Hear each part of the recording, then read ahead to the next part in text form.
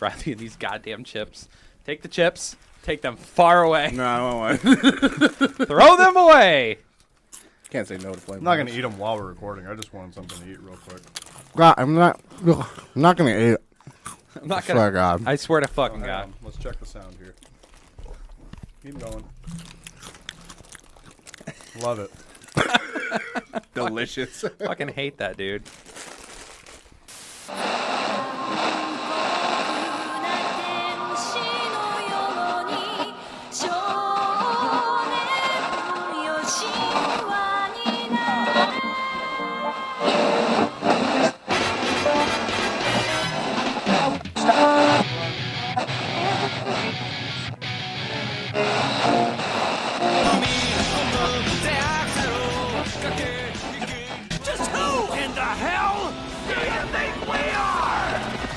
We are anime.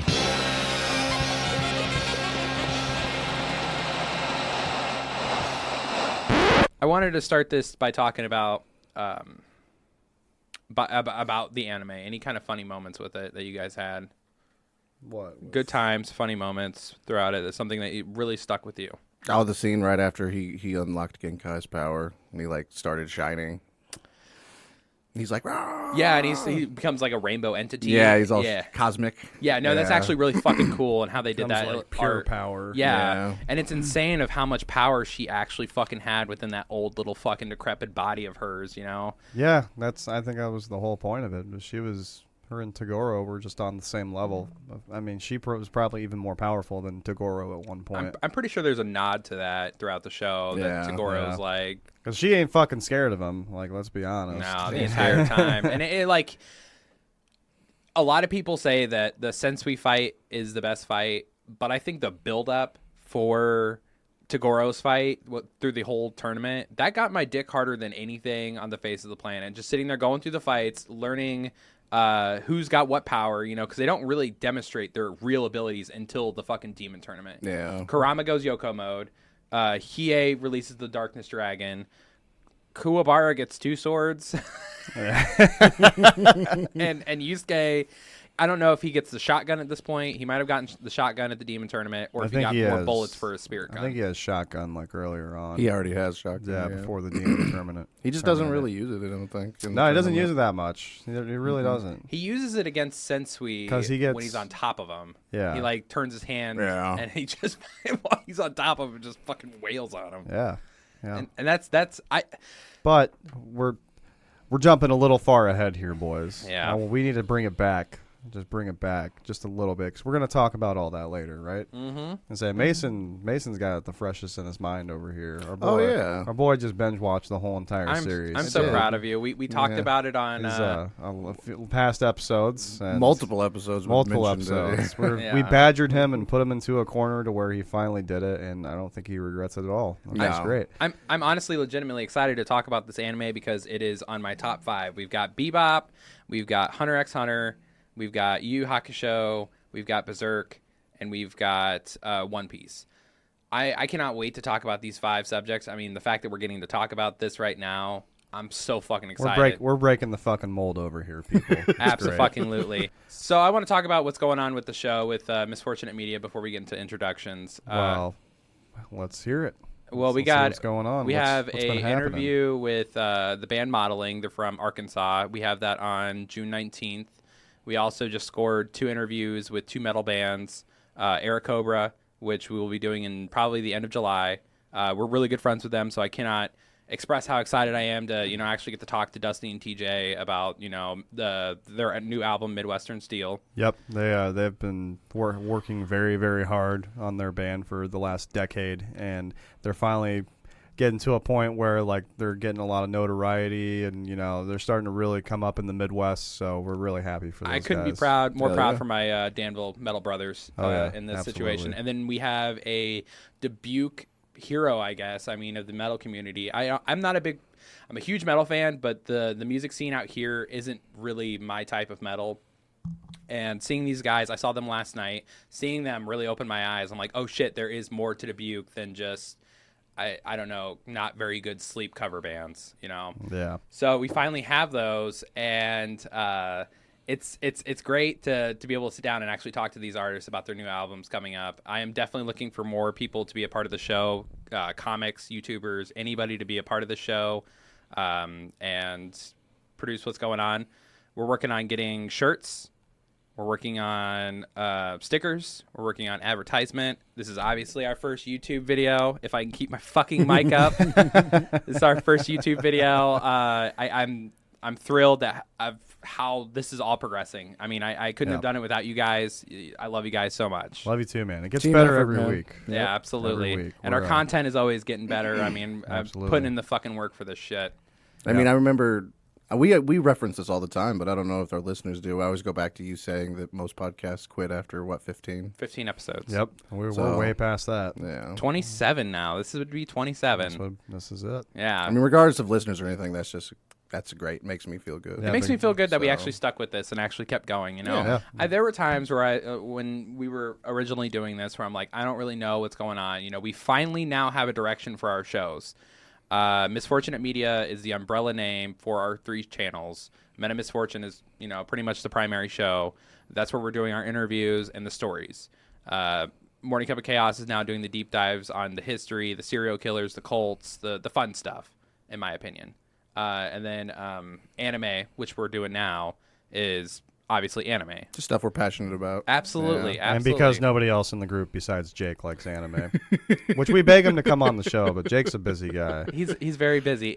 Jake just got married. Yep. He also just got a vasectomy. I'm so proud of him. Pretty sure he just redid his bathroom too. Yeah, he's got a lot going really on, man. moved up in the world. Yeah, he's doing a lot, and he graduated AA like a month ago. So man, he's just fucking milestone after he milestone. drank every single day while he was a part of it. Drank I don't his know whole if we ass can through like it. congratulate him that much. But Commitment. Yeah, he's very. Is it committed. commitment or just like Dedication. Dedication. Dedication is the word I would use for that. Yeah, he's dedicated to not being sober. Hey man, when I was his age, I was doing the same fucking thing. Absolutely, and like we have to remember, fun. like he's the youngest member of our group. Yeah, no, you gotta have fun when you're young. Yeah. you get to be our age and you don't want to have fun anymore. Your version of fun is just coming home and not doing Your anything. knees don't let you have fun. Oh man, Your knees, your back. In my case, like my joints and my hips. Like I fucking stand 10 hours a day. I'm just not with it. Like I want to come home and lay down. I had to go and do the custody drop off yesterday, and I had to have my son in the car, my newborn son, or not newborn, he's 1 now. So I had my 1-year-old, and then I had my 6-year-old who I'm dropping off. That's a 5.5 hour drive with a 1-year-old. And after like hour number 1, he's bored, he's pissed off, he's fucking tired of being in the goddamn car. So what does he do? Screams. For 4 hours, I have this fucking 1-year-old in the back, just higher decibels than I can fucking even fathom, just coming from the back seat, all right? It's like Cradle of Filth is in my back seat, just screaming at me, begging to get the fuck out of my car. And I'm sitting there for 5 hours listening to this kid scream. I get home, and I have to go to this metal show because I have to go talk to the Mutilated with Zombies so they can come on our show. I'm like, I have to push through this. I got a pounding headache. I get to this metal show. I've never felt older in my entire fucking life. Dude, I get to this fucking metal show, dude, and I sit in the back of the room. I grab a beer, and I don't talk to anybody, dude. Hell yeah. Don't talk to anybody. I get done watching the show, and I had planned on just pretty much coming there, asking Mutilated, watching one of their songs, and getting the fuck out. Yeah. It turned out that they were the last band, so I had to stay for the full fucking show. Wow. Yeah, And at that that's- point in time, I oh, might as man. well stay for the full fucking set. Yeah. I feel that on such a personal level too, because the last show that I went to was a big band, and I got to make it through the openers. Openers were all right. I'm not going to say best bands ever. Anyway, you get to the final act, and it's like hour 3 of me being there. I'm already drunk. Like I'm tired. And all of the people that I was with wanted to be right at the front of the fucking stage, and I'm just like, of course they go right in front of the monitors too on the right side of the stage. So I'm just getting blown out of the fucking water by a snare drum and like guitar solos, and I'm just like, dude, I've already seen this band before. I made it like 4 songs. I'm like, I'm getting the fuck out of here. Like, I just can't do this anymore. Like, I'm too old for this shit. It's so fucking hot and sweaty. That too, yeah. And it's funny. Jake just went to go see Lorna Shore, and his brother was crowd surfing. I don't know if he was in the rafters or He fell off a balcony. He fell off a fucking balcony. It was like a 12-foot drop, and he like fucked his whole entire left side up. That's not what I'm for. Yeah. No. I'm for having a good time, and I'm not here for a long time, but that's too fucking much. They do. Eventually, that's something like we wouldn't come back from. No, like, no, you know what I'm saying? Like, permanently fuck for the rest of my life. Yeah, I've definitely had some close calls at concerts. I think one of the worst was the last time I went to a big festival that was like 3 days long. I was front center for fucking Ozzy, and that was such a good show. I was getting fucking crowd killed the whole entire time, and just everybody pushing up against me in the gate, and I'm trying to like protect my fiance and this, that, and the other, and getting fucking kicked in the head by crowd surfers every 5 seconds. I'm like, dude, I fucking hate this shit. And like, Mama, when they played Mama, it was just an obliteration of crowd surfing. Yes. Oh, wow. Dude, Yeah. it was just every 5 seconds. I couldn't even watch Zach Wilde just fucking shred the guitar. I'm Yeah. just like paying attention to everybody Yeah, else. you're like looking behind. You're looking over your shoulder, like, oh man, is somebody about to come up and fucking kick me in the head again? Or is Right. you know, something's gonna happen. You Yeah. never know. And I'm to that point, like the older I get, where it's like, if I'm gonna go to a big concert, I just want to be in the back of the room, like you. Hell yeah. Watch the band, have my space. You know, drink a beer, be cool, and then get the fuck out and go home. yeah, Jake's wife leaned over to me, I think during like the second band. She's like, "Are you okay?" I'm like, "I just have a headache and I kind of just want to listen to the music and then probably go home." Yeah, like I'm not there to mosh. I'm not there to fucking. No, they headbang, started moshing, and Jake looked at me. He's like, "Come on, man." I was like, "Nah, Absolutely not. I did the whole cool guy in the back, just Yeah. jamming, head bobbing, arms crossed, not giving a fuck, Yeah. Sometimes it's just gotta be like that. just vibing." I even hate to say that I'm like, oh, I don't want to go to a show and headbang. It's like, dude, sorry. Like the last time I went to a show and got drunk and hardcore headbanged, I had bangover for like a week. And Dude. I had to go. This is when I knew I was old. It was the first weekend I came to Dubuque before I moved here. Like this was 3 years ago. And I went to a show with Tyler and one of our other friends at some bar that, like, you know, some metal band was playing. They were really fucking good. And I was really drunk by the time we got there. So I'm into it. You know, I got like a 1.5 foot long hair. Like I'm fucking windmilling the whole time. That drive home was like one of the worst ever. It's And crippling. that whole entire week of work, like I was in so much fucking pain in my neck that I ended up going to a chiropractor. Yeah. That's when I knew I was like, I can't do this anymore. I remember this night because it was St. Patty's Day and I was dressed up Yes. as a dragon. Yep. Nice. Yeah. Yep. We went to the lift, and then we went to some other bar, and then we went to the bar with the metal show, and yeah, it was a good time. Yeah, but, it wasn't too bad. But we're old. That's Yeah. all I'm saying. We're So fine. we should probably get into the show and what's going on right now. Yes, we are.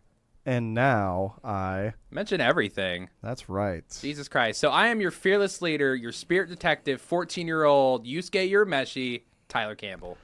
I am your pompadour wearing, I forget the name of the haircut having. What is it? Somebody tell me. I don't know. What is the haircut that he has? A funnel. Let's just I know call it what a- you're talking about. I Yeah, can't think of God. the name of it Let's right just call now. it a funnel, all right? No, I don't fucking know what it is, but it's I know the fucking name. I'll just scream it in the middle of a sentence when you guys. Yeah, isn't talk there like later. 4 anime characters that all have that hair? The, Yeah, the baseball bat guy. Yes, and, yeah. it's a common thing. Anyway, I am your spirit sword wielding, shirt ripping off, fucking ginger. Do the voice. Urameshi Yeah, there it is. Kuwabara, aka Really Wellin. And to And- my right today, Your boy Mason. That threw me the fuck off. Yes, I'm not Yeah. changing it for anything ever. So you guys did have the creativity. that's fine. Hey, man, that's all right. It starts with Urameshi and Kuwabara, man. Yeah, so that's where today, it's all at. Today Yep. we're talking about, obviously, One of our favorites. top 5 Classic. all-time Yu Hakusho. We're talking about the anime that if you were born in the early 90s, you came home from grade school and it was playing on Toonami, or you stayed up on Saturday nights and watched it. That's how we Absolutely. started, because I told you guys I remember up into the Dark Tournament. Yep. Yeah. And Toonami was famous for getting all the way to the Dark Tournament and then rewinding. Yep. I never got the Sensui. I think it would play a couple parts of Sensui, like when they go into the first house and into the first room where it's the really smart guy. It's like Kurama level smart. Yeah. And they do that, but then it would always restart. I want to almost say it was probably intentional because they probably lost viewership once they moved past the Demon Tournament. I could see that. It's the best art. It's a little slow for a minute, but then it picks back up. So, I mean, maybe that's why. But honestly, the Black Chapter arc is a very slow burning season. You have all these psychics. You have like these 4 new characters that are on Team Urameshi.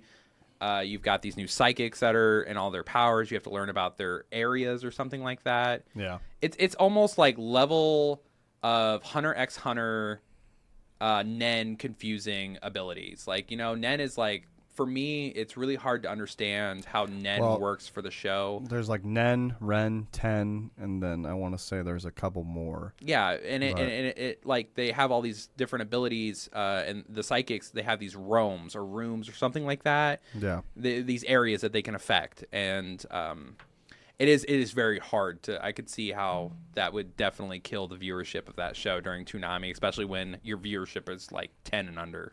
Right. But most of all, we're here to talk about this show today because we love it so much. And we've been talking about it for pretty much since we started anime, that we were going to do a deep dive on this. And absolutely. And yeah, I mean, it's been building up for a long time and we want to do it right. Tyler's been putting in the work here. Mason's been putting in the work so he can be up to speed with us. I am probably unironically going to be the most behind on some of the smaller details because it's been about 2 or 3 years since I've watched the show in its entirety.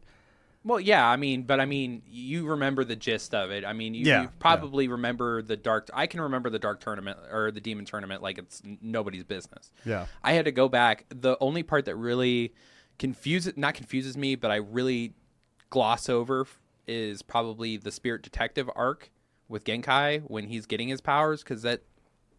I mean, it's a build up. Yeah. Like it's not insanely crazy or anything. There's like one of the episodes I really liked. I don't want to get too far ahead here. Is I believe it's after he comes back and the demons are invading the school. And like the teacher gets possessed and shit, and he's trying to save what's her face. Yeah, and Botan and what's her head are running around. Mm-hmm. Yeah, I feel bad that I can't even remember her name. Kikyo. Yeah, Kikyo. Yep. Girlfriend. Botan, yeah. That's when Botan gets the cool outfit with the bat. Yep. She gets the jacket. That's right. Yeah. She has to like, doesn't she have to like blend into the normal people world because people can see her at that point? Something, yeah. Yeah. So what are your guys' favorite parts with the show? I mean, I know that obviously I'm different from you guys because I ultimately hate the Sensui Black chapter. I do. We know. I think it's got the greatest fight of the entire arc, and I will be talking about it, and I can't wait to talk about that fight because it's fucking insane. But as for the series as a whole, I think my favorite is the Demon Tournament or the Dark Tournament. That's the one at the very end. It is very rushed. It has a really shitty ending, but I think to find out Yusuke's past and the epic S-Demon tournament fight, that's fucking insane. Yeah. That's it fucking is insane. a good moment. It was cool. I wouldn't say it's my favorite. I still, to this day, think that I don't really have a lot of moments. I think just the one is probably the Chapter Black Sensui fight. Like, the build-up to that is pretty awesome. The fight itself is pretty cool. A lot of big things happen. A lot of evolution is shown in the characters. And it kind of... It breaks a barrier in the show, and then right after that jumps into Demon World, and it just keeps building up, and then it gets rushed and it ends. So. Yeah, and Yoshihiro Togashi, I will be talking about. We will get into his history. I think we should get into him now. You want to get into him now? Well, what's actually here before we jump too far ahead? What's your favorite part from the show? Sorry, Mason. No, it's okay. Well, just like what you said, I mean, I don't think I have a lot of like specific points with the whole show. I like it. I like the arcs. I like how it transitions. But probably one of my favorite parts that had a reaction was there was 2. The first one when he got Genkai's power. I think we were talking about it earlier. He turned all star mode. Rainbow. Yeah, that was cool. Yeah, Sailor Moon mode. Yeah, exactly. Yeah, probably, exactly. Probably, so I was thinking of when you were saying that. I'm like, it's kind of like Sailor Moon. Exactly like it. Yeah. That scene was probably inspired a lot by his wife. Oh yeah, 100%. Yeah, because for our listeners that don't know, Yoshihiro Togashi is married to the artist and illustrator of Sailor Moon. Yep. Which could Could you not think of like a better power couple? That's a power couple. Japan? Yeah, exactly. Yeah. Like you're writing your shows, your mangas, and then you got your wife to bounce off of, who is also the same exact fucking thing as you. Dude, and what's crazy is at the time when they got together, their shows were just fucking hitting it, bro. Oh yeah, 100%. They were 100%. killing it. Sailor Moon was killing it for the girl population, and then we have Hunter x Hunter and Yu Hakusho that are just fucking knocking it out of the park. Oh, yeah. Oh, yeah. I wonder who wears the pants in their relationship. I mean, yeah, it's funny because the hiatus thing with Hunter x Hunter is it's mostly attributed to the fact that Yoshihiro Togashi is just extremely, I wouldn't say lazy, but just unmotivated. I have that written there, both words. I wouldn't say that. Like I said, I wouldn't say he's lazy. It's just he's unmotivated. And like, I was talking to another, enthusiast of manga and anime a couple of years ago, and we brought it up, and he was like, "Yeah, the rumor is that every time a new Dragon Quest game comes out, he just dives He the just gets fuck sucked into in and does nothing else but so play funny. that fucking game and like beat it to its full entirety." And that's why in Hunter x Hunter they have that guy that's, I want to say it's after the battle tower, that they go and meet in the big mansion. And Yeah, you that's walk him. into his room. That's him. Yeah, it's his character. Yeah. It's literally his character. You Yeah. see the side-by-side comparisons on Facebook if you're in like manga, anime groups, whatever. Yeah, Like, that's his character. If you do not know what picture we're talking about right now, pause this podcast for a second. Get on Google, Yoshihiro Togashi room, and you'll see him sitting in front of a CRTV. Playing a PlayStation 1. Just his room is just littered in so much trash. It's like a fucking scene out of Hoarders. Like, Oh just, my just God. not give a fuck. No, dude. There's like fucking like a mountain of fucking pizza boxes. You got the leaning tower of milk jugs next to him. It's Yeah. fucking gross, dude.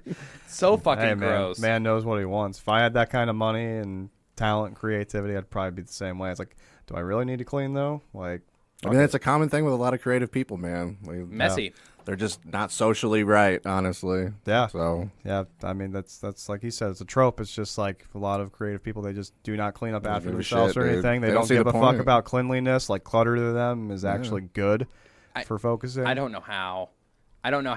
I get into my house and there's like a little bit on the floor and I fucking start to freak out, like the inner clean freak in me. And then whenever I had the kids and just the house perpetually just kept getting messed and it was the same stuff, I just got to the point where it's like, you know what? It's just gonna be there tomorrow. yeah, I'm going to dive into Yoshihiro Togashi's story. Yoshihiro Togashi is by far one of the most influential mangaka, which is a manga artist, pretty much. So I'll be using that term a lot throughout this show. Mangaka. Mangaka. He was a famous and massive influence in the 90s. He was a legendary creator of both Yu Hakusho and Hunter x Hunter. This is the story of how an underdog mangaka and a failed teacher became one of the greatest artists of the anime community, on top of being an extremely controversial artist for his rush endings. Or just no endings at all. He just there's so much where he just doesn't have, I mean, like we've said, Hunter x Hunter, it has no ending. There's no ending to that show. Yu Hakusho, it was so rushed because of Shonen Jump. I mean, they fucked that whole thing up. With great power and skill comes great loneliness and unprofessionalism. Togashi was born April 27, 1966 in Shinji, Yamagata. Togashi started drawing in second grade, and it also helped that his parents owned a paper company, so supplies were endless. Togashi's love for drawing didn't stop there. It followed him into high school, where he joined a fine arts club and later attended a university in Yamato to try to become, you guessed it, a teacher. So what kind of teacher was he? Was he like an art teacher? No, like he a was math just teacher. he was or something just like that? I think it was just a grade school teacher. Oh, okay. He wanted to teach the youth. After years of his hard work, he finally graduates to get his dream job as a teacher. But sadly, on his first day, he walks into the room, turned around, and saw all those eyes waiting on his every word. He froze in sheer anxiety, and his dreams of becoming an educator of the future generations soon quickly died. With his dream dead in the water, he soon pulled his attention back into the art. He soon published his first manga in 1986, a one-shot manga known as Senshi Toshishashi. Verbatim. Yeah. Okay, so for our listeners, I am not going to get a lot of these names right because they're all Japanese. I have not read them. I'm not As going you can see, to. we're not Japanese. Yeah. As you can see, unfortunately. It's not going to fucking happen, all right? So I'm going to get these fucking names wrong. I'm going to get some people emailing me. I got emails last episode we fucking did. I'm not feeling it. But if you guys want to come at me, let's fucking go. All right? I love the feedback. Yeah, exactly. I love it. Keep it coming. I love it. Keep it coming, Okay. baby. Hey guys, it's Tom with the Magic Wand from Misfortunate Media. If you made it this far in the episode, we stopped for a beer run, but check out our other shows, our deep dive show, Morning Cup of Chaos, our anime show, Now I Mention Everything, and our new show, Meta Misfortune. You can check us out on any streaming platform or anywhere you listen to your podcasts. So it was a comedy manga about a substitute teacher surprising to be him. Even in his early work, showed real promise with his first manga. He was awarded the Hop Step Award. He followed Senshi with another short manga known as Jurai no Miduki in 1987, which again was good enough to win him another Hot Step Award. Togashi started getting real attention from Shonen Magazine. Young Togashi was hungry and had his eyes set on another award known as the Tensuka Award, but he needed a new idea. So his interest, his love of baseball, and his love of comedy, he created Buttibo Straight in 1987, winning him the award, and on the spot of Shonen Magazine and a new career path. After winning, he started popping out mangas left and right, names like Tanda's Birthday Present in 1987 and Occult Tendentai in 1988 and 1989. And four-volume series known as Tendi Showara Cupid from 1989 to 1990. I mean, he's just pumping this shit out left and right at this point in time. And at this point, you can definitely see his earlier influences in his later work. With DBZ becoming a mainstream anime and manga, Togashi decides to jump onto the bandwagon of action and release his first home run anime. The reason for the season, Yu Yu Hakusho, which ran from 1990 to 1994. Yu Yu Hakusho was a 19-volume, 4-manga arc anime that is an absolute banger. Yu Yu Hakusho is about a 14-year-old boy named Yusuke Urameshi, a sarcastic tough guy teenager with a heart of gold, who dies by saving a kid from an oncoming car, later turning him into what is known as a spirit detective, with the help from his blue-haired Grim Reaper, Botan. Once Yusuke is able to return to his body after doing a mission, where he meets Hiei, a badass demon bent on destroying the world, and Kurama, a smart fox demon with the vast knowledge of deadly plants. When he returned to his body and goes to meet a woman named Genkai, who puts him and his fellow classmate Kuwabara through some tough tests to push their abilities and teaches them how to use their spirit energy. Kuwabara's sword and Yusuke's always famous move, the Spirit Gun, later joining forces with rivals Hiei and Kurama and Master Genkai to form a team, Team Urameshi. For my favorite arc, the Demon Tournament. The Demon Tournament is by far the coolest tournament out of all anime history. Team Urameshi is forced into joining the Demon Tournament by Master Genkai's old partner, Gone Demon, the Toguro brothers. You guys want to talk about Toguro for a second while we're fucking here? I want to kind of go back just a little bit. I want to talk about the very beginning, too. Yeah. Okay. Yeah. What's going on? So first off, I remember being a kid and watching the show and seeing Yusuke die, and I'm just like, well, what the fuck? Like, What kind of fucking anime is kind of this? start as This this. is the first episode? I'm like, damn, this is kind of sad. I'm like, is it gonna be one of those like Looking Glass situations where he's Right. just like, he's the ghost and he can't communicate with anybody or whatever? Definitely love the fact that the kid didn't even fucking get hurt when like the car was about to hit him or something. It was something like that. Like I'm pretty sure like the kid was gonna stop anyways. Like he saw like the alternate version of actually how it was gonna happen. Yeah, I think Botan was like, yeah, he would have been fine if you didn't. Yeah, if exactly. you didn't save him, he would have He's been like, fine. I fucking died for nothing. I'm pretty sure he Yeah. called him a stupid kid, too, or something. Something like that. Yeah, so what did you want to talk about? No, I just think it's... they just do him so dirty at the beginning, because everybody's like, Yeah, you did yeah. what? Not Yusuke. No way. Yeah, no, because man. he's such a shove-offy person to everybody around him. Oh, even to complete Kikyo. prick. Yeah, Yeah. he's He's just fucking prick. You know, school he- bully, kind of. Yeah, he beats up Kuwabara. Like he's Yeah. absolutely a fucking monster to this sweet, pure girl that absolutely is in love with him. Hates his fucking mom. Hates his he's fucking such a mom. dick to Yeah. his mom. Dude, it's fucking And ridiculous. she's just like, oh yeah, whatever, okay, like stop doing bad things. Oh, she's just a straight alcoholic. Oh yeah, she drinks. Oh, yeah. She drinks Yeah, so that's- fucking much. It's not even funny. I think the Toguro brothers, whenever they're first introduced, when Yusuke and I believe Kuwabara are on a mission. Yeah, it's the two of them, and they're on a mission, and they run into Toguro, and he uses, what, like 15% of his fucking power? He gets all bulky. Oh, the first time? Yeah, the very first time. It's like 15 or something. Yeah, it's not that much. It's nothing. Like, he gets a little swole. For the listeners that don't know, the younger Toguro brother, his ability is he's able to get stronger. He's the bigger one. Yeah. And then the older one's a little creepy, little slinky fuck. That serial killer looking guy. He's like goo. Dude, he gets his end. He gets his end, and it's so he's fucking like sweet. Richard Ramirez with longer hair. That's basically. the best way to fucking put him. That's what he reminds with me of. albinoism.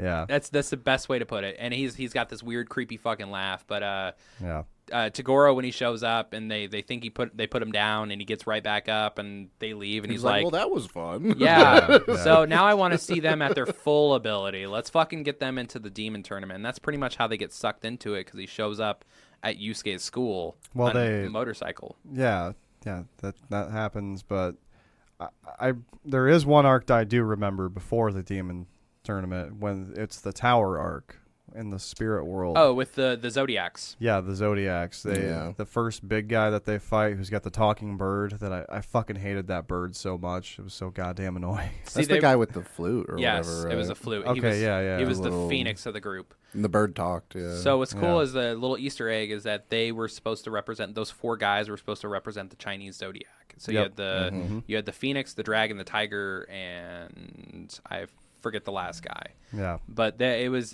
a pretty cool short little thing. It's the first time they team up with Hiei and Kurama during all this, and I think it's the first time the Kuwabara actually proves he can. Yeah, be useful. Kuwabara has his moment. Yeah, he does, because he fights the tiger guy. One of very few. Yeah, he is a that was like 4. I remember like going into that, like when I was rewatching the show a couple of years ago, seeing that, and I'm like, he's gonna get his fucking ass handed to him. Like, dude's an idiot. But I mean, plot armor. He ends up coming out. I respect his game. Yeah, I did too. I'm just like, someone fucking needs to. Jesus fucking He's Christ. just like, go on without me, guys.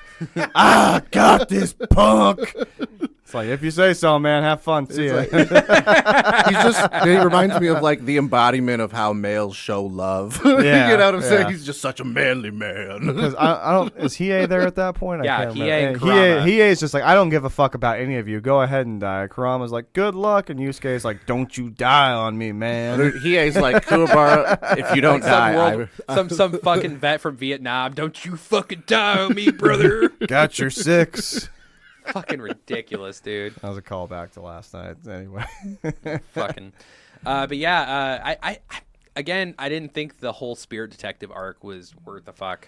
It's just like I was saying earlier. It's like the introductory phase. Like, it's kind of like building the foundation for like what Yusuke, like, what a Spirit Detective is, and like what it all entails. I mean, they don't get like too incredibly deep with it, but they're just like, these are the channels you have to go through to be able to do this. Now we've made you a Spirit Detective. We're going to send you back into the real world, and you're going to hunt down demons that get past the barriers. Like, that's your job. Is you're basically going to maintain order for demons fucking with people. Yeah, and it's after a certain point, you realize that just the demon ranks just keep going up. I don't know if they were ever going to slip that note in there, like, at all for him. Like, yo, dude, these guys get fucking stronger. Yeah, they're like, you'll figure it out. Dude, this guy right here, he's a beat. Dude, you should see the fucking S's back down, dude. They're fucking scary. Like, you see that imp that you just spent an episode fighting? Like, that ain't shit, man. Dude, it's like, it gets worse. You should have blasted him with one punch and been fucking done. Yeah. On your fucking merry way. Oh yeah. All right, so back to the story. So to the Toguro brothers, they set up this trap pretty much with them. They had a crime organization backing them that was opening up a portal to the demon world, allowing higher level demons into the human world to pretty much wipe everybody out. So the Toguro brothers trapped Team Urameshi into this tournament. Pretty much baited them and said, look, you're either going to do this or we're going to fucking kill you. Doesn't matter. Either way. Yeah. So this is our plan. Here's your chance to stop it. If you don't, fuck you. Yeah. And wasn't like the guy with the long black hair kind of like in charge of all that? Like he was the leader of the organization. He was the leader of the crime syndicate that teamed up with Team Toguro. Yeah, that's it. And he was... and Kuwabara's sister had some kind of fucking relationship with him. Yeah, that they didn't really never fully go into it. explained. Oh yeah. I forgot about. It was that. just like one of those things where she would see him and he would see her, and they'd be like, it's been a while. Whoa. And you're like, what? And then they're like, oh, never mind. all right, Do you know him? Nope. Never seen him. keep going. Like his lighter, though. Yeah. I want the lighter. And he wasn't part demon, was he? I don't think No. he was. No. Yeah, he was just all part- human. he was He all just had a human. lot of money. He's just rich and evil. Who was Yeah. like the fat guy that worked underneath him that was really loud and angry all the time? You know They what I'm killed talking him. about? They killed him right after I they think left the tower. Tagoro's killed him. Yeah. I wanna say. Mhm. Yeah, They're like, yeah, we're fucking sick of you. yeah, and like he laughed. He was like, "Oh, you think they answer to you?" And he was sitting there with his little scar, and a cigarette, Yeah. and like Tagoro, I can't remember what happened. He either punched him and his I thought he flicked him or something. and his Yeah. entire body He's like, exploded. Yeah, it was done. fucking insane. That was a little sneak peek of how powerful Tagoro is. So do during- not fuck with this guy. I don't have much written down about the Demon Tournament because I didn't want to do a lot of spoilers for this episode. It is so hard to do these episodes, guys, without doing any kind of fucking spoilers.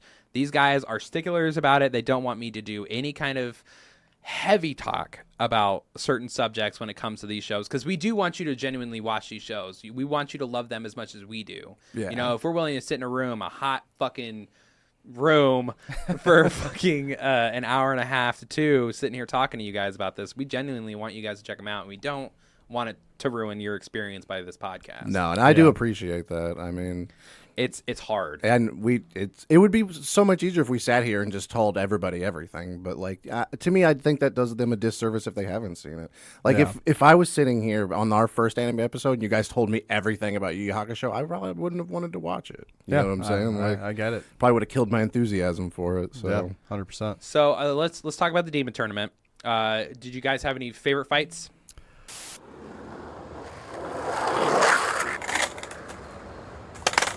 Fuck, I almost had it.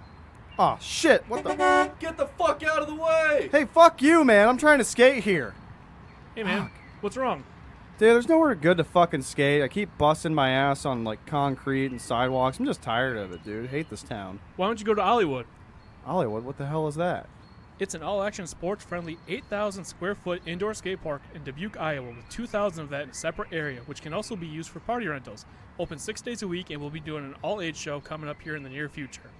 Oh, shit, man. Thanks. I might have to check that out. Yeah, they're at 3125 Cedar Crest Ridge B. And when you go there, use the code MISFORTUNATE for a half-off lesson or $5 off a day pass, which is normally $20. Oh, thank God they have lessons. I can't skate worth shit. Hey, me too! Nice. So, Besides the Tagoro fight. no, I'm not even, I wasn't even going to say that one, actually. I really love the fight. So let's talk about who's in the tournament first. you meet some other characters. Because there's a lot of introduction with other characters that are kind of carry on throughout the show. They do. Yeah. Yeah, you've got The- Team Tagoro, which is the brothers. You've got the unnamed samurai mask guy that's got. He looks like Shredder. Yeah, he looks like Shredder Shredder with from a Teenage- giant axe. Yeah, he's just from the second I saw him, I'm like, oh, that guy is fucking scary. I bet he's badass. And then He fucked him up. there was one other person. Yeah. Who's the other guy that's on their team? I can't remember. He's got the long black hair and the little tiny glasses and the mask. yeah. Oh something yeah, like that. yeah. And I don't that know was, his that was name. Kurama's fight. Yeah, Kurama. That was Kurama's fight. So then you've got the other team that's the Australian guy with the mohawk. My favorite team. I love all those guys. You've got the kid with the yo-yo, I want to say. and then the Yeah. ice guy. The ice guy, and then who's the other dude? The mask. The clown. Oh, yeah, the clown. beautiful. Yeah, the beautiful. Yeah, and then did you mention the flying guy or the drunk guy? The that's flying all guy, 5 of them. Flying guy wasn't a part of that team. You sure? Yeah, the Irish guy. Yeah. The Irish guy with the horn. And He wasn't? No, that was a completely different team. Because Well, they became friends later. Then yeah, I know yeah, that. Yeah, but- they do show up later, and that is a really cool aspect of that. It's like some of these characters don't. I mean, it's a to the death match, but obviously Team Urameshi isn't going for blood unless you're Hiei. You know? yeah, right. right. So like, it has some really good moments. They do have returning characters, especially in the last season when they're getting ready for the Demon Tournament. yeah, and which everybody pretty shows much up. people I'm mentioning now. Yeah, all Or no, show up. wasn't there like a little short guy with a fishing pole? Yes. Wasn't that one of Yes. them then? Yeah. Yeah. He That doesn't was- carry over, I don't think. That- He was no. pretty badass. I forget who fights him, but That was part of the Win guy's team. Okay. Yeah. Yeah. Either way, a lot of good character introduction, a lot of good fucking fights. I mean, Yeah. like if you're our age and you haven't watched this and you're an anime fan, you're doing yourself a disservice. I mean, Absolutely. it's like a rite of passage to see the Demon Tournament. And when somebody name drops Yu Hakusho, that's the first thing they go to. Is, Toguro. oh yeah, I've seen the Demon Tournament. Toguro Demon. Yep, Yeah. Demon Tournament right now. Yeah, like what else happens in the show? No idea. Never watched it after that. Pretty much where I was. Yeah. Yeah, I mean, which not a bad thing. Like I get it. Like we said earlier, Toonami, like Tyler said, is they'd go to that, They're so restart. notorious. They'd go to that and they'd restart, and that's fine. That's what fucking networks do. Whatever. That's why we have Hulu and Netflix, Crunchyroll, all that good stuff now. My other favorite part of the Demon Tournament was the comedy in it with the announcer. I love how they just fucked with her so much. They fucked with her so hard they had to get a replacement for her. Yeah, and the last tournament. Yeah, the fish girl. They had fish girl show up. I love like the last thing she says before the whole arena collapses. She's like, I don't want to die a virgin. Yeah. It's like, oh, okay. We know what you're playing with right now. Jesus Christ. I think the Australian guy is a pretty good fight. His voice actor is great too, whoever that is. I don't know who it is, but he does a good job. Because the fight, they both run out of energy, and it's a to the death match, but it's not to the death. It's they throw knives down and they put their heels up against this sharp ass blade. Be careful now. Let's not give away too much. I'm not going. But that part made me cringe in real life. I wanted to see. I wanted to say something about it too, but I was holding back. They'll know. A really fucking intense fucking fight though. I love when he's like, "You want to see my secret technique?" and then he just starts getting shit faced. He just takes a flask out and starts drinking it. He has giant bottles that he just walks around and he starts doing. He was a master of drunken fist. That's what Something he was. like that. Yeah. So he'd get the more fucked up he was, the stronger he was. wavy. Yeah. Yeah. He'd start drinking and then he started waving and the screen would go black and then he would do something really dumb and drunk and then he would get like serious again. It's like, I don't know where this fight's going. And then he would start hitting on the announcer lady. Yeah. Randomly in the middle of the fight. Yes, he would. So basically after they get to Team Toguro and they have all these new abilities, they win the Demon Tournament. Team Urameshi goes back home, and just when they think it's all done and over with, we now enter into the next chapter, the Black Chapter arc. The Black Album. I'm not by Metallica. I have like a stale taste in my mouth anytime I think about this fucking season. It's not a bad season. It's just, again, when Toonami was doing this and they replayed it, I never got past it. Like 2 years ago, I just finished this anime 2-3 years ago. You hit me up and you're like, oh, you haven't watched the rest of it? What the fuck's wrong with you? I peer pressured you, and like how I peer pressured Mason into watching it. And, It's out of love, though. Out of love. So. I'm like, dude, no. I'm like, because I was just amazed for myself. I'm like, I had to share this wonderment with everybody else. I'm like, no. You need to just commit and do it. It's really hard because, like, again, like I said earlier, it's the psychics that make it unbearable for me. But like what the show doesn't have with its like action-packed moments, it's always got like the comedy relief going on. Yeah. Like you got the shit talking from Yusuke, you got the badass macho man from Kuwabara, you got Hiei who's just like existentially full of dread. And he cares about nothing. He just wants to be powerful and fucking kill people the whole time. Yeah. And then Kurama's just trying to figure out how to become a demon again. Yeah, Kurama's just like, the voice of reason. Kurama's just no talk jutsu. Yeah, exactly. Hey guys. And we can talk about he's this. The mediator. the dynamic of the group is probably like the best dynamic of any anime group I've ever seen. I mean, Hunter x Hunter doesn't even come close to it with its relationship with Gon, Killua, Kurapika, and Leorio. Like it doesn't compare. No. Goku, Krillin, Yamcha, Tien. That none of it comes close. None of it fucking comes close. Yu Hakusho's characters bounce off each other so fucking well. It is insane how well they got these characters down to, yes, they have their flaws, but what this person lacks, this person fucking has, and it has been plenty. I 100% agree with you on that. We forgot to mention who the fifth member of Team Urameshi was. It's fucking Genkai. The mystery fighter. The masked fighter. Fighter. I just ruined that for you guys. I'm sorry. It's not like you wouldn't have figured it out, though. I mean, that's it's the best pretty part. Obvious. I remember watching that episode, and Yusuke was like, "Who is that?" And I'm like, "Is he that dumb?" It's like a like, it's like a Clark Kent Superman situation. Like just he puts the glasses. So what they're referring to is so you have to have 5 members, and they were shorthanded. They didn't know what to do because obviously their top fighters are Yusuke, Hiei, Kuwabara, Kurama. So they didn't know what to fucking do. And they look around, they don't find anybody, and then this mass fighter shows up wearing Genkai's clothing, about the same fucking size, doesn't say much, and when it does, it sounds just like Genkai. Yeah. It's pretty funny. Yeah, that's the quote unquote mass fucking fighter. But anyway, sorry, I just felt like that had to No. You kind of need to know for the next part. You need to know about Genkai. You're fine. Black Chapter arc. This is centered around a past spirit detective named Sensui. He was the detective before Yusuke, and it also centers around psychics. When the demon tournament ends, I think there was like a ripple or something that demons were allowed to get out, and some kind of ray came across and infected certain people, and they were able to develop powers. Yeah. It's really confusing. It's kind of, they touch on it, but it doesn't really make a lot of sense. I don't really remember, to be honest. It's just they just one day have powers. Yep. So that was another thing I didn't really like about the Black Arc. So Sensui was a rogue spirit detective broken by seeing the true horrors of humanity and what they can create. And in order to deal with the stress and trauma that he had witnessed, he creates 7 different personalities to deal with the trauma. He understands humanity is doomed and tries to open up a different gate, allowing the strongest S-class demons there are into the human world, causing mass death across the world and ultimately chaos.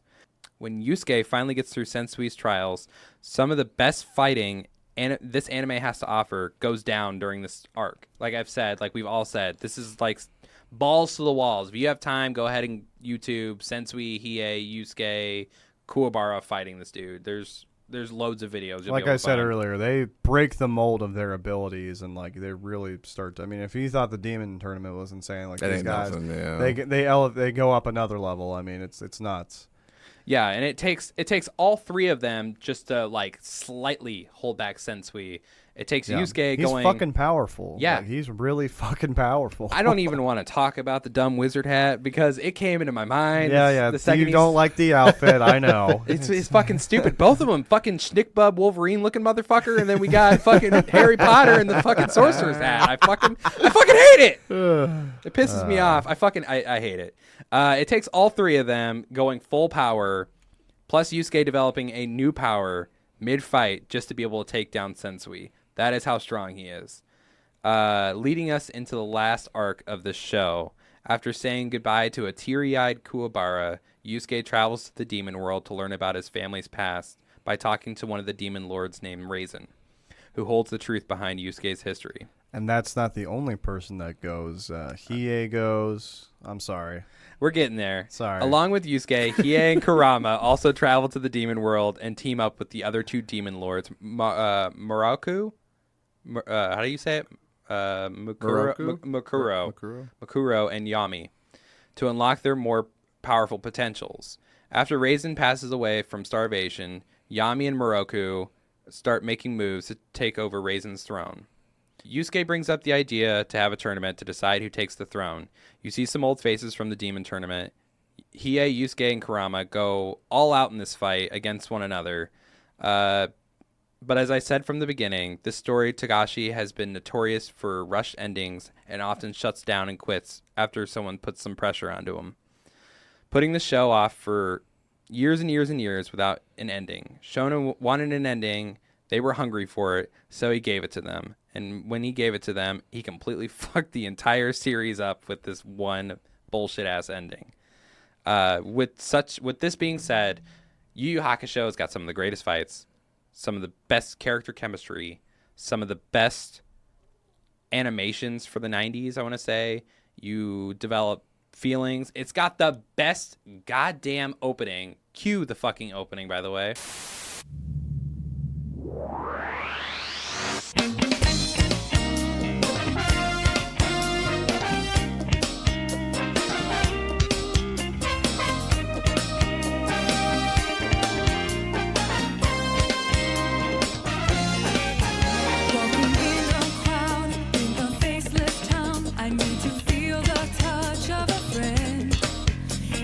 Countryside, I wander far and wide. The isolation gets me again.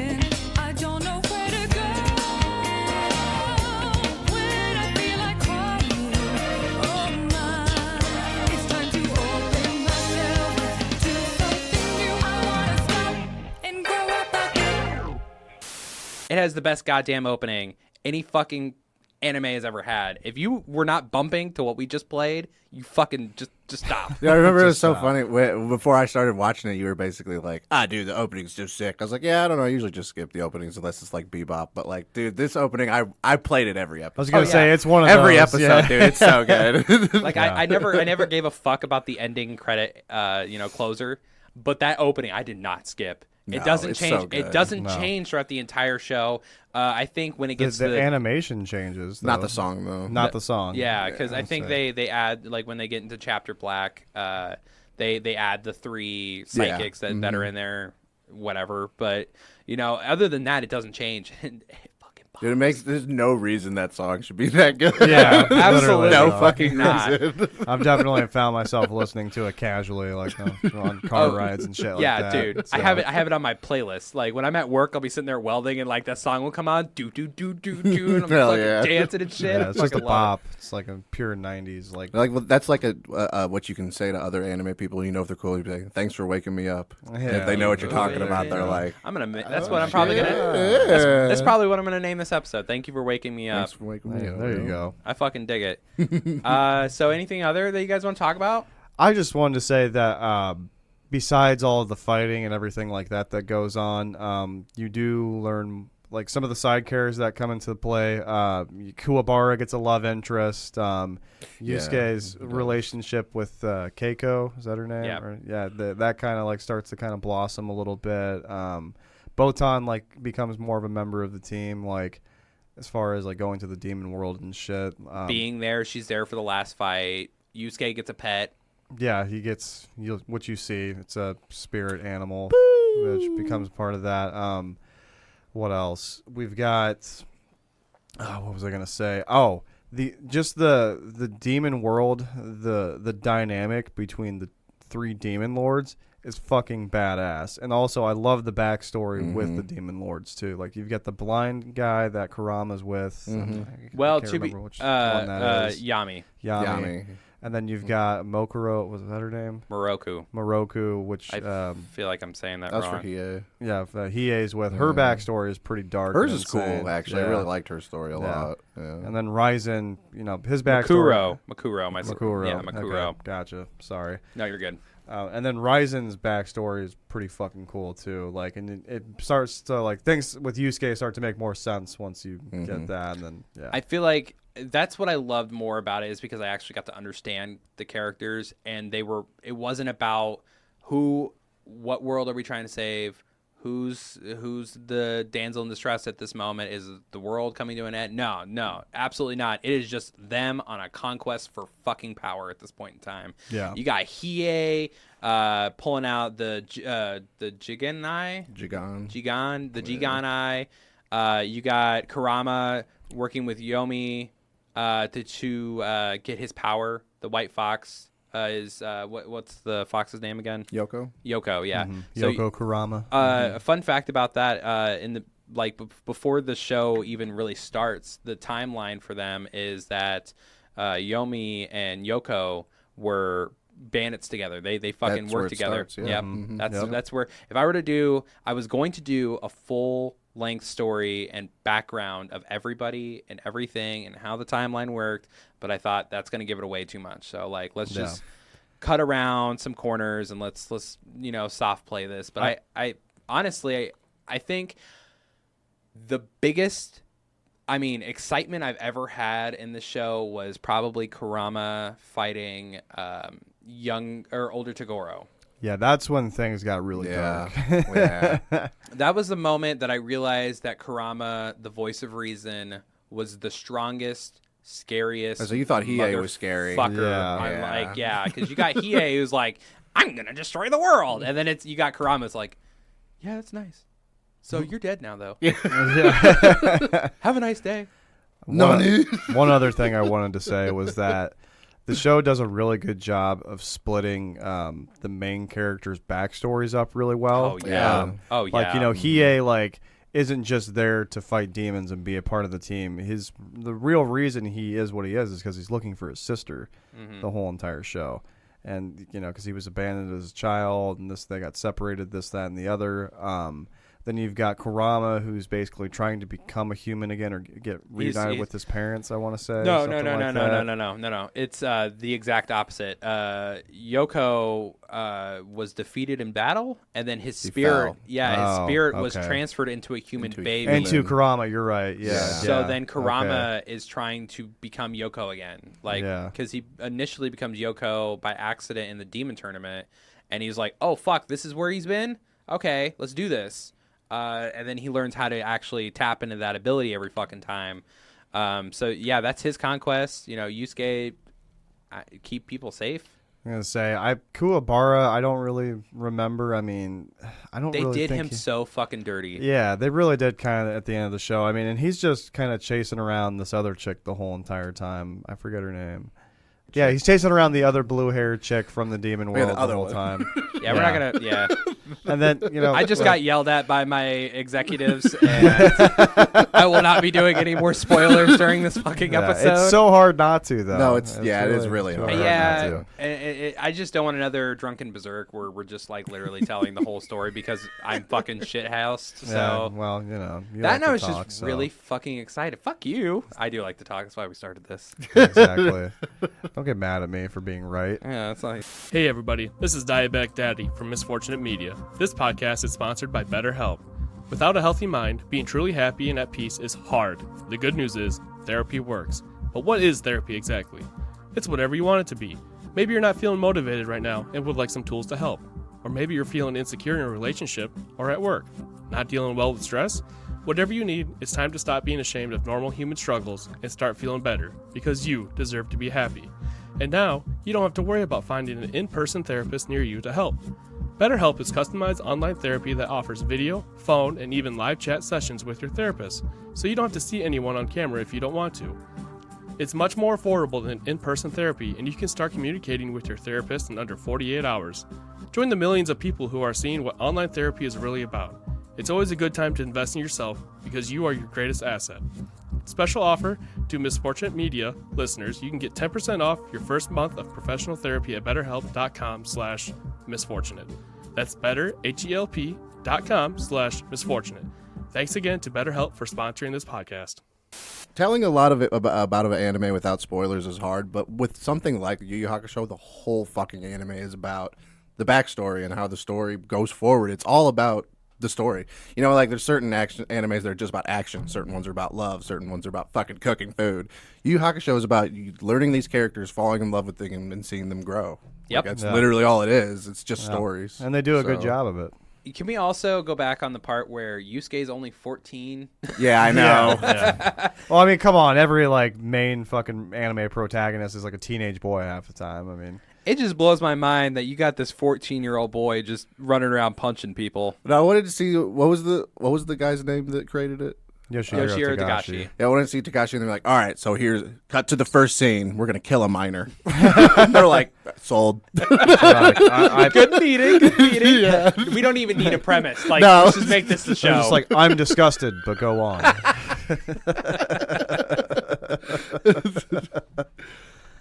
I think, like I said before, you couldn't have a better power couple to bounce ideas off of. As like you said, his wife, which I wish I knew her name so I could shout it out, creator of fucking Sailor Moon. Okay, one of the most prolific animes of the 90s. Yes, probably one of the main animes that captured majority of female audience. Yep, and a male audience. Nako Takeuchi.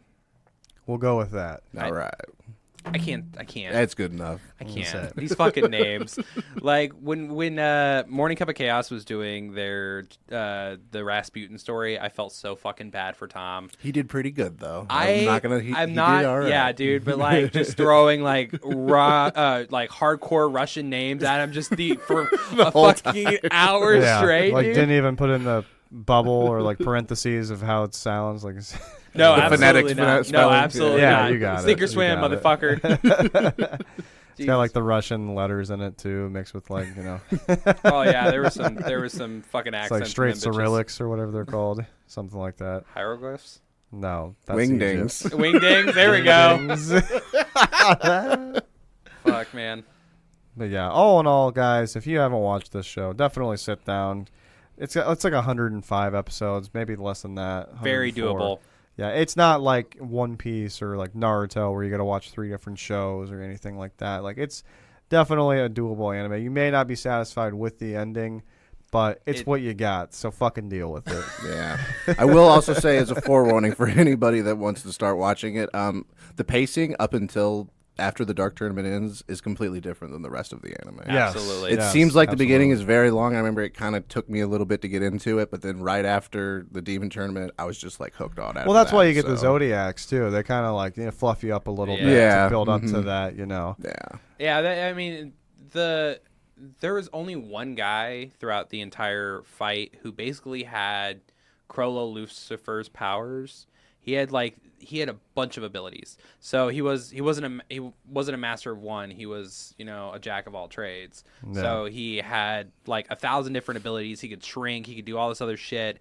And he was defeated by like Moss being in Yusuke's ear. And it was that was like an okay thing, but like if you can get past that, if you can get past the slow pacing for the beginning of the show, and you get to where Toguro and the Zodiac kick in, you're set. I think it's more aesthetically pleasing than anything. It's your typical 90s anime like background. So it's very dark, like in a castle tower. It's really fucking cool. And like I've said on the show a bajillion fucking times, and I won't ever stop. 90s anime is my shit. Hell yeah. Yeah. 90s anime is probably I want to say I don't want to say it's the golden age, but it's like pretty fucking much. I would call it that. You'd call it the golden age? Fuck yeah, I would. I don't know. There's some pretty good 80s. I guess it just depends on your generation, because like early 2000s to like 2010s, that's another golden age of anime, you could say, for a certain demographic. That was probably the least amount of time I spent watching anime, like towards the end of like closer to the 2010s. Like I've kind of fell off around like 2006 and stopped watching it as much. But are you talking about like years or like years that the shows came out? Like anything past 26 or 20? I'm saying like, let's say like 2000 from like 2010, like Adult Swim animes, because that's all we really had at that point in time. Right. You know what I mean?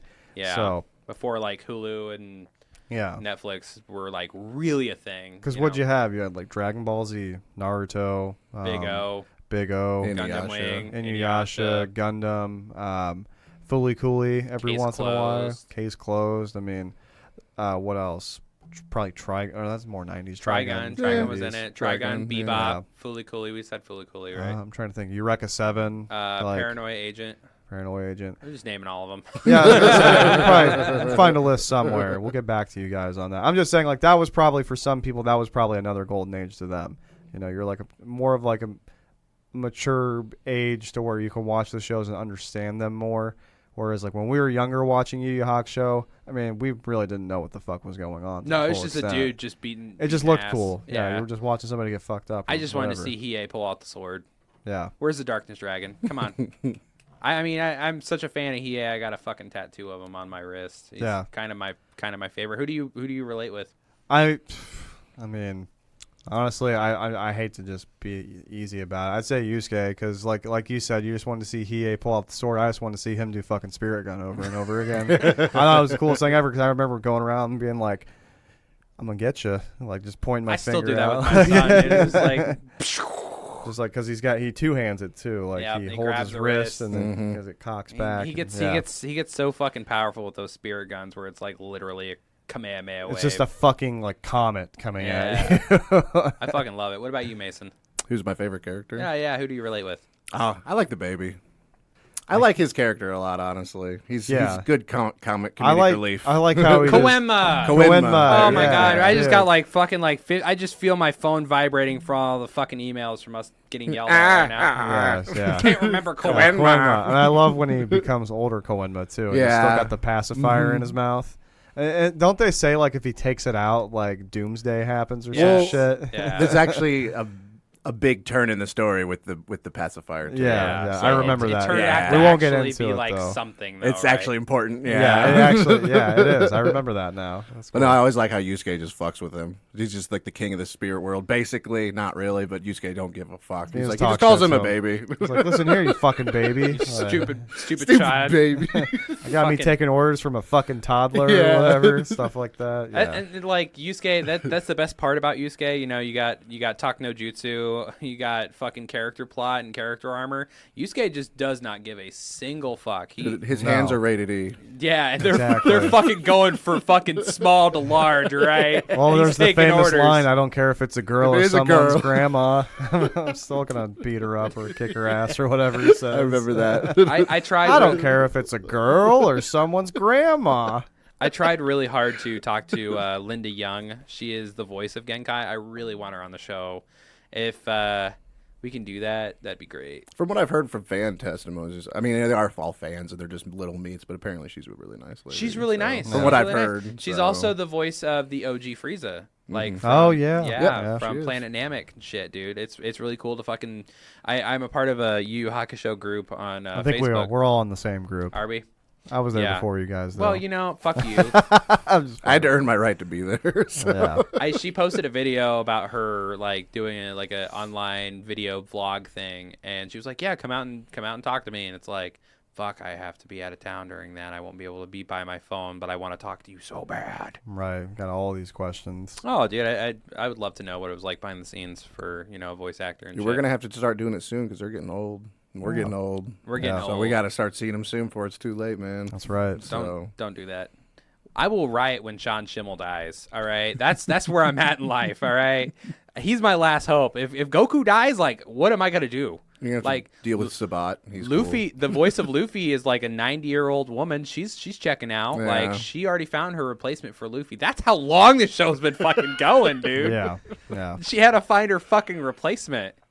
It's kind of funny how like they're all older women too. Like you Yeah. know, when like Naruto's voice actor is like an older like 50-year-old woman, and then like Luffy's voice actor was like up there 70s, 80s, 90s, whatever she is. She's really up there. Yeah, like extremely old, but like just full of fucking life. Like I couldn't imagine being that old, like screaming into a fucking mic, like doing voice acting like that. I mean, like all the power up sounds you gotta make and shit. Like that's gotta be like really strain your throat Yeah. muscle. Fun fact of the day. Yeah, the fun fact of the day, Sean Schimmel actually passed out while recording Goku going Super Saiyan 3, screaming so fucking hard. And when we do a Dragon Ball Z cover, I want to actually pull up that video while we're doing it, because it is fucking insane. I've seen it actually. Yeah, him just screaming into the microphone, and he just like stops. He's like, oh, fucking out. I'm gonna say I honestly can't decide which Goku voice I like more, Sean Schimmel or like the actual Japanese voice actor That's a tough one. or actress. I would say, isn't Yeah. it a woman? Yeah, I think it's a woman. Yeah. But I think, and I don't ever really understand the hate between the dub and sub community. I'll never understand it. Like, Everybody has their preference, man. exactly, but why does it Yeah. make one trope better than the other one, man? Me personally, I feel like a lot of the voice is captured better in sub emotionally. Yeah. Like I've watched certain shows subbed, and I tried to watch dubbed, and I just couldn't do it because they just sounded so fucking stupid, and the dialogue changes too. Squid Games. When I tried to watch Squid Games, it was possibly the worst fucking thing I had ever heard in dub. And then I watched it in sub, and I was like, oh, you're supposed to watch it like this. Yeah, this is how it's intended to be. Because the main character sounded like this, and nothing ever really went his It's way. it's like watching an old like Japanese or Chinese like action movie from like the late 80s, early 90s. The and voice is, where the mouth is still moving and there's yeah, no and words they're dubbing coming out. over it. Like I watched a Jackie Chan one recently, and it was just awful. The movie was great, but the voice acting was just fucking awful. Those are my favorite. I mean, we just watched Kung Pao. Chosen one. Chosen one. I'm coming. I'm coming. No, actually, that gave me an idea. I think, like we did with one of our past episodes, we should ask our audience what they think. And I think that would be a good show, a good dub versus sub, just the different pros and cons and the different theories of thought behind that. Honestly. I would like to do that. I think because it's very polarizing. I'm sure people have gotten divorced over that shit. Like people are really intense about it. You know what I'm saying? Some people are. Yeah, I feel like it's a very elitist thing to be like, I only watch subbed anime, dude. And like the Facebook groups that I'm a part of and shit. It's so fucking toxic. They're ruthless. Yeah, dude. It's so fucking toxic. Oh, you watch it in dubbed? What? Like, oh, why don't you just go die? Yeah. It's like, you fucking casual. Are you even an anime fan? Like, do you even really like the show? You don't even deserve to watch it if you watch it in the shitty voice acting. You know, like, dude, it's not that big of a deal. No. And One Piece, I started off dubbed because that's how I remember watching it, and it's just a nostalgic thing for me. I hear the voice and it's like, okay, this is how it is. But then when I ran out of episodes on fucking Hulu, I was like, well, now I have nowhere to go but subbed. And then I started watching subbed. I prefer it subbed. Yeah. But I mean, like I said, like Riley said, it's just a matter of preference.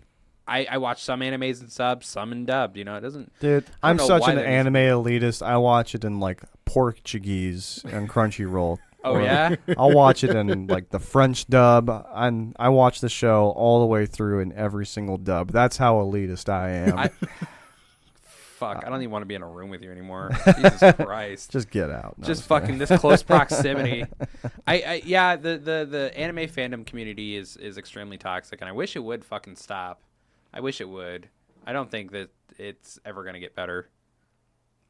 Yeah, well, that's why I don't associate with most of those people, because I just don't care. No. I think it's funny you can't read manga and sub. It's got to be dubbed. Unless you're in Japan, you can read Japanese. And, well, then that's your language. Yeah, exactly. That's your native. Yeah. Sorry. Exactly. I was just thinking about that. Can I get anime in Braille? See, now we're thinking. This is next level shit. I want my mangas in Braille from now on. Mangas in Braille. I mean, would you read it backwards? No, interesting concept. Would you touch the panels and be like, all right, so this one's fighting. All right, that's a sword. That's a sword inside of a body. That's a Kamehameha wave. I would love to see Kamehameha, whatever. I would love to see a blind person read Berserk when they go into hell and have to braille that out. All the gruesomeness. Oh, just all the crazy shit. He's like, what am I feeling? Like, I don't want to read this anymore. Just closes the book. This feels like someone's got leprosy. It's fucking gross. Right. Oh my God, I'm still touching it. Why am I still touching it? Fucking weird. All right. Beautiful. So I love you guys. Thank you guys so much for tuning in. This was, and now I mentioned everything. You guys are awesome. Like I said, check out our interviews coming up. We have modeling June 19th. We have Mutilated by Zombies and Air Cobra to be determined, but it's going to be probably in July when those happen. Misfortunate Media, we're obviously working on getting YouTube going right now. We're physically doing it as we speak right now. We're testing the waters. We're getting a slippery there. Slope. It's a very hard thing to fine tune, especially for guys that know nothing about video editing. Yeah, it's completely different. Yeah, we have an audio editor who's like a beast, but like for video, we're fucking DOA, you know. We're in the novice class, and it sucks. So we're like an F tier demon. If you are a professional YouTuber and want to help us out, go ahead and email us at menofmisfortune@gmail.com. Pro bono. Oh yeah, absolutely. No, yeah, we're not paying you nothing. Just get a free sticker. Give me your ideas and get the fuck out. But yeah, and I can't thank you guys so much. Or I think. All right, fuck that. Hold on. And fuck you guys so much. And fuck Thank all of me. you. Fuck you. I am your leader. Give me money. Money me now. Money me now. I can't thank you guys enough for supporting the shows. We've gotten crazy, support from you guys. It's always awesome. It's always inspiring. It's keeping us going. So with that being said, I think we've had a pretty good time here today talking about Yu Hakusho. Obviously, we try not to spoil it too hard for you guys. You're just going to have to watch it and figure out the greatness for yourself. Absolutely. Please do. We definitely appreciate all the listenership that's been coming in. We had another trending episode a few weeks back. We're really proud of that. You guys are doing great as far as listening goes. Keep that shit up. We've got some big things in the works right now. We finally decided to trial run video today. We're not experts, but we're definitely going to get there at some point. It just takes time, and we're all very, very busy, misfortunate men here at Misfortunate Media. Hey. Well said. So for on the roster, we've got modeling that we're interviewing on June 19th on Minimus Fortune. We've also got a few bands lined up, Mutilated by Zombies and Air Cobra. That's going to be sometime in July. With that being said, so I am your fearless leader, Tyler Campbell. I am your co-host, Riley Wallen. And it's your boy Mason. Stay misfortunate. And always listen to Mom. We are out.